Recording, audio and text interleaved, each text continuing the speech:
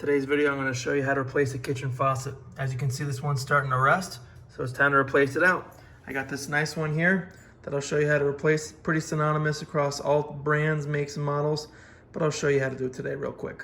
All the tools and products will be listed in the description just for your convenience. Multi-bit screwdriver, open-end wrenches, also known as crescent wrenches, channel locks, slip joint pliers, putty knife. A basin wrench can be extremely helpful, especially if you don't want to have to guess the right size. You might be able to get away with a socket and a ratchet depending on your setup. A clamp, which I'll show you why is helpful later. Scoring pad, plumber's putty, in case yours doesn't come with a gasket, and of course, a new faucet.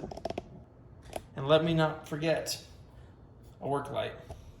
First, we'll need to come underneath the sink here and remove all this junk so we can access the bolts that hold the sink on to the countertop. And there we go. Everything's out from underneath the sink. Unfortunately, I have to work around these two things right here. You might not have that under your sink. That's a reverse osmosis system. So unfortunately, it'll be a little bit more cramped for me. First thing we want to do before we start this repair whatsoever is to make sure that we can shut off the water to the faucet so we don't have to deal with any leaks. On this style, we have these two shutoffs. These ones, you just pull, and that shuts off the water. Yours, you might actually have to either turn it a quarter turn or turn it a fair amount, but you want to ultimately shut off the water here. This is dedicated for the kitchen faucet, or turn off the main water to your house. Make sure it worked. Cold and hot are both off. Let's remove the water lines. The one on here on the right is the cold, the left is the hot. Usually you break the connections here with a wrench, but as you can see, these are fixed. So we actually need to follow this up and remove it from here. And that's the nut that we'll take off to remove it. So let's get our rag underneath just to catch any residual water and remove all these connections.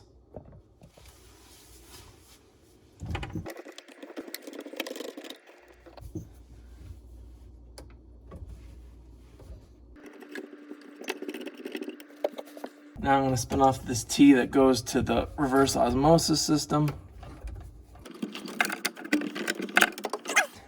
And now I want to come underneath here, see if I can get you, and just remove these connections here, and then we'll just pull off the faucet as one intact unit. Now we got to remove this water line here. So you see those two white clips?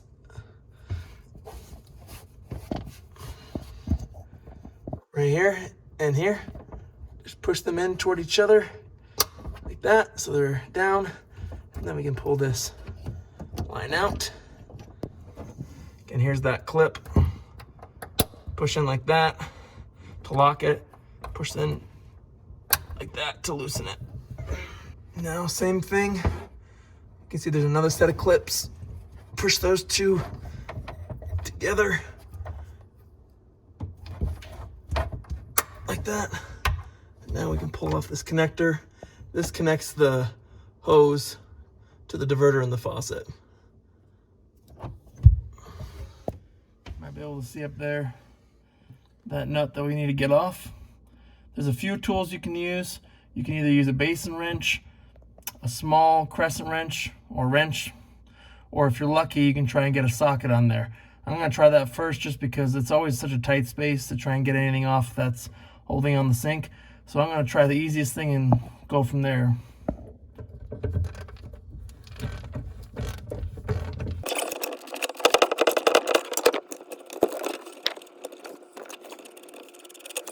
Now, since I have a hose attached to the plate, I also need to remove this black nut. If you can see, it has little wings there and there that we need to remove.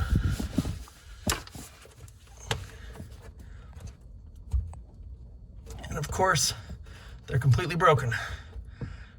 So I gotta get my wrench, see if I can get that off. Here's a tip for you. So if that nut's spinning, all you need to do is pull this hose out, and I like to use just a speed clamp.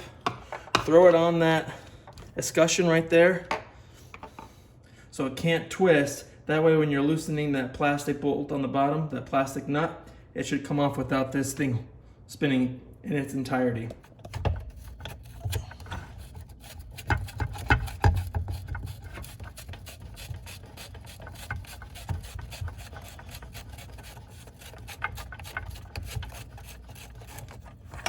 Oh, finally.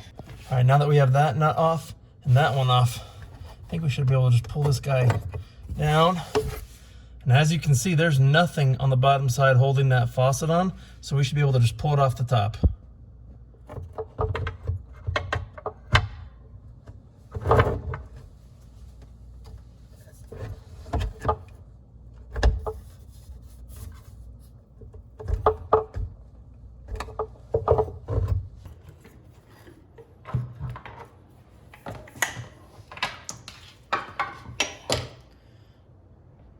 Now we just want to clean that mating surface so the new faucet has a nice tight seal against the surface. I'm just going to use a little putty knife just to help get off some of those bigger chunks.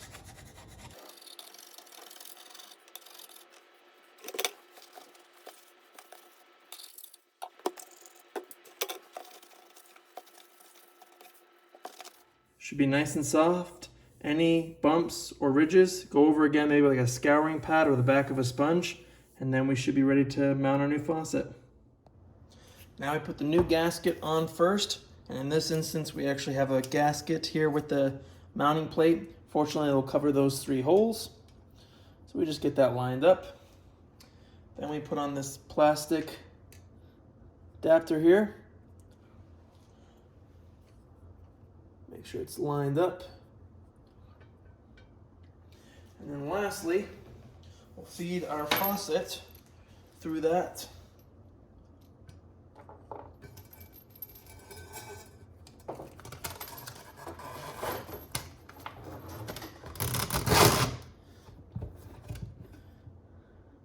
Now we'll need to go underneath to secure it since it's all wobbly. And you want to make sure that the escutcheon and everything looks nice in the front. So maybe you have a good equal reveal here. I'll show you what I'm talking about. And before we mount it, or as we're mounting it, you just want to keep an eye on this reveal, that it's not too cockeyed like that, but it should look like that. Maybe I'll get my tape measure and just make sure that the ends here have an equal reveal. And then for this instance, I want the handle here facing the side. Now on the bottom side, we put our flexible washer or gasket, this metal washer, and then we'll slide this onto the shaft and then tighten these screws here equally so that this all collapses and retains that faucet onto the countertop.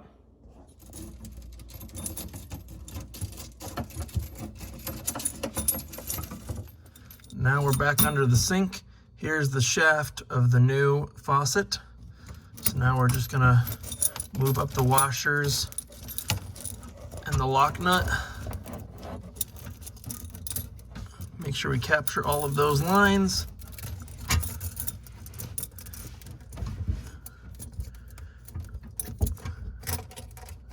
Now we just spin it on.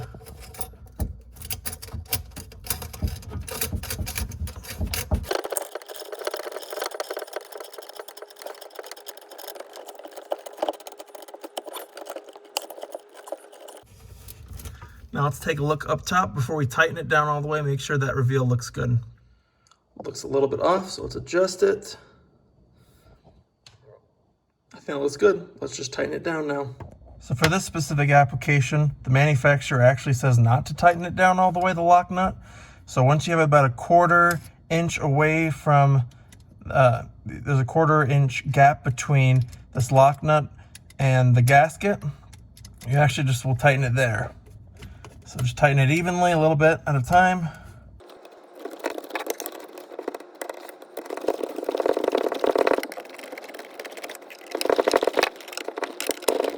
Now if we come to the top, solid. I just moved the P-trap here so you can see what I'm doing. You definitely don't have to do this to get access, but the right side here, that's our cold, and the left side is our hot. So now we can make our connections. Unfortunately, I had to buy adapters because as you can see, the cold end here is a female end and 3/8, and this is also a female. So those two would not connect together. So I had to get myself an adapter, and I'll put it in the description box below in case you need it.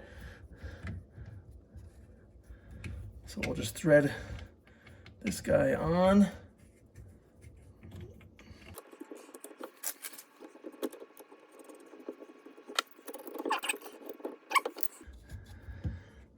And now we'll connect our cold line. You can see here, fortunately, they were kind enough to label it cold. Usually they'll have one line be color-coded blue and the other red, but in this case, they're both sterlings, or they're both silver, so. And no Teflon tape or anything is needed here. As you can see, there's a little crush washer. So, man.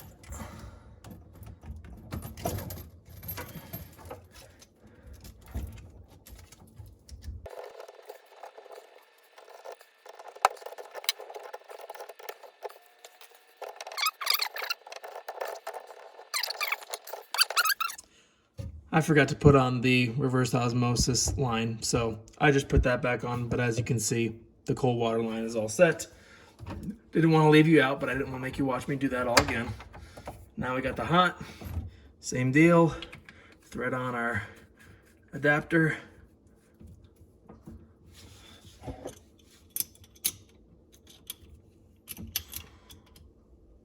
Get it nice and tight. Now the hot line, which is the only other line, so it makes it easy.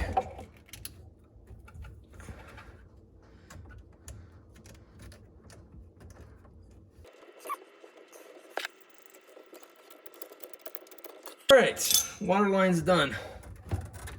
Now let's just get it all out of the way, and then we can finish her up. Now let's attach the spray hose. Should just connect in.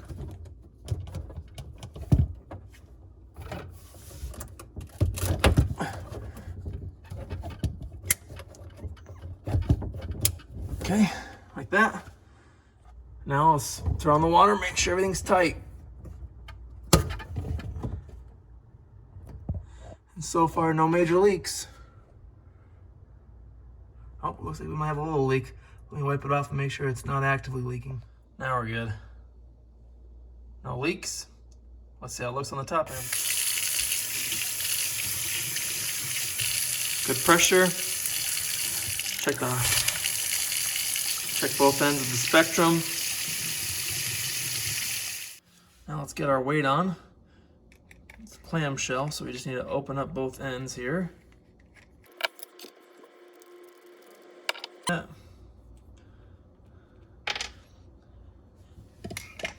Now we'll put it on that spray line. Sorry for the entangled mess here, but as you can see, this line here is our spray line. It looks like the manufacturer recommends about 2 to 3 inches, so maybe about there. We'll start with that. And then loosely clamp it down, just enough so it doesn't fall, but so we can also adjust it without having to get too frustrated.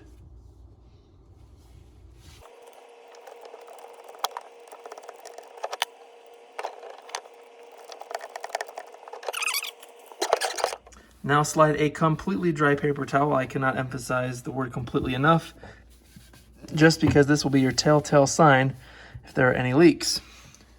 So I'll leave this here maybe for a few hours as I run the water and use the sink and whatnot, just so I'll get an idea if there's leaks closer to here or here, what might be the potential culprit.